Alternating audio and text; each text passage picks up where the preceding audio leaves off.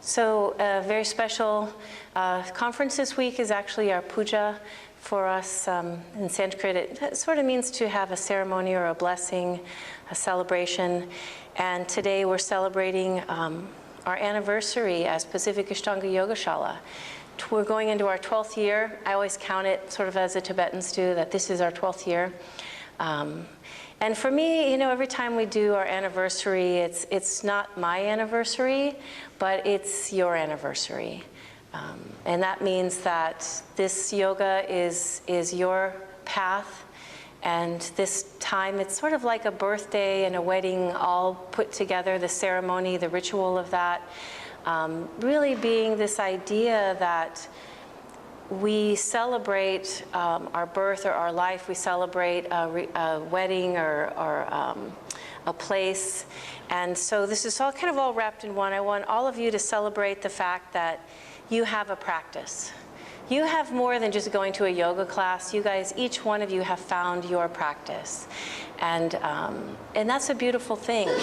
You've found a place to practice, the Shala. You've found a Sangha, a group of people to practice with, a community, a spiritual community. And so today, not just me, but we celebrate all of those things in our anniversary together. And so as always, I have lots of rituals around our celebration. When we opened 11 years ago, my teacher, Tim Miller in Encinitas, came and did our first puja for our opening. And when he came, he brought the Hanuman bell, which we ring for all of our pujas. And like a wedding ring, it's just a piece of metal, right? But it's extra special to me and to us because it was given to us by Tim as a blessing for our space that we've created as a community. And so to me, it really represents the lineage, the passing on from Patabi Joyce and Sharat and Saraswati to Tim and to myself and to you, and it represents that lineage and community to us. So as we ring the bell, I'm going to ask Allegra, since she's on my left, that she'll be the bell ringer today for the puja. And as she goes around and the sound of the bell just reminds all of us again that we're in a lineage in this practice and that today we celebrate having this together.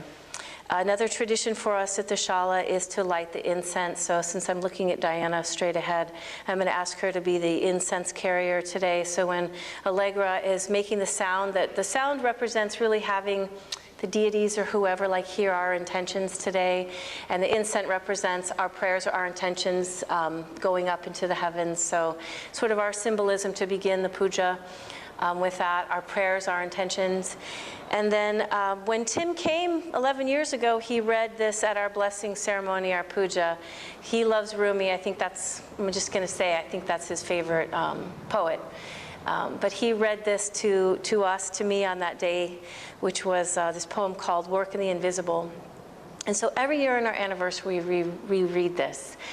Sort of commencing or commemorating that time with Tim, but also because for me it was very powerful and symbolic. This particular poem is about a lot of things, but it's about having the courage to try things and to do things.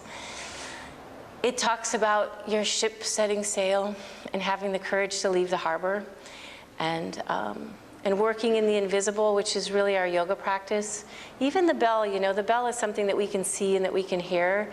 But what's the best thing about this practice is really the energy that all of you bring to this, and that is the invisible. And it's where we're constantly working when we're in here. We've been talking about Darsana and Svadhyaya, and all of you just coming here and this really being your own therapy, the place where you get close to yourself. So that is the invisible that we're working on each time we come here. So as I read this, I think of the courage it took me 11 years ago. Look, the ship is still sailing. So that's good. It left the harbor and it's still sailing. But when I read it, it's really your poem. It's for all of you. It's to celebrate your practice. So each of you will hear this poem differently about where you're courageous in your life right now and your path, and what new things you're starting, what ships you're sailing right now. So when we read this, I always ask that you guys close your eyes and open your hearts and just let this particular poem on your anniversary speak to you. And then also we do the puja thread, which is a little tradition I brought back from India, but it's a tradition in a lot of cultures where we set some intention with thread, and then as we see the thread, we're reminded of what our intention is. So, you know, I would say on your anniversary for your practice, what this means in your life, set some intention around your practice or what you want this to bring into your life this next year. I don't know, you can kind of think of it like your anniversary or your birthday, you know, wish or whatever it is, that you would have the dedication and devotion to bring the things into your life that you want to. And then always the lighting of the candle for us represents your gratitude that you found this practice, that you have this practice, people to practice with, a beautiful relationship with me, and also to shed light on your path for the year to come is what the light and the fire represents. So let's begin our puja with Allegra and Diana. As soon as they make their rounds around all of us, we're lifting up our intentions, I will read our poem. And then whenever you feel moved to, please come and light your candle and take your puja thread.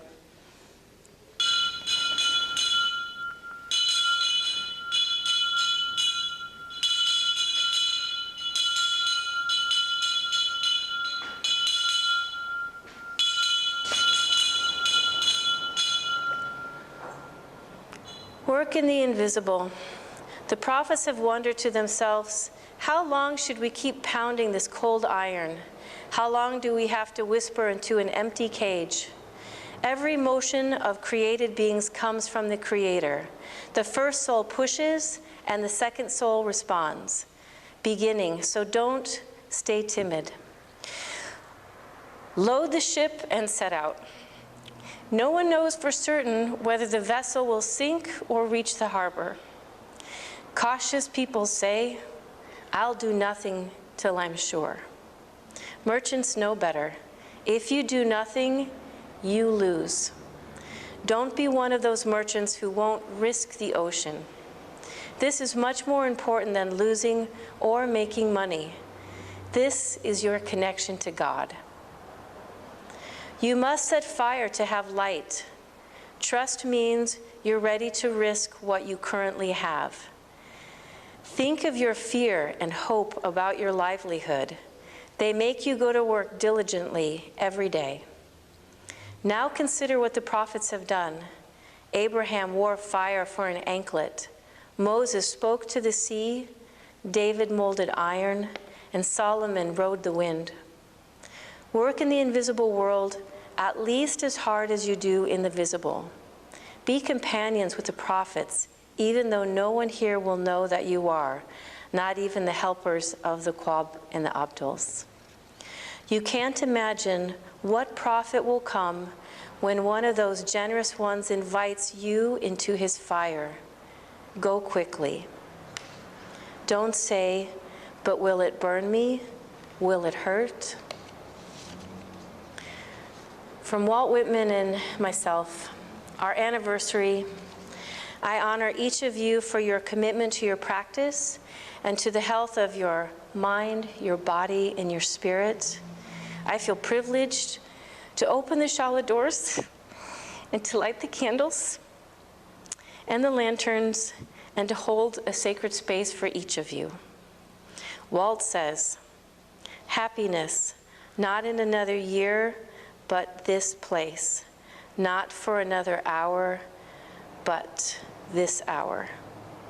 Blessings and happiness for another year of practice.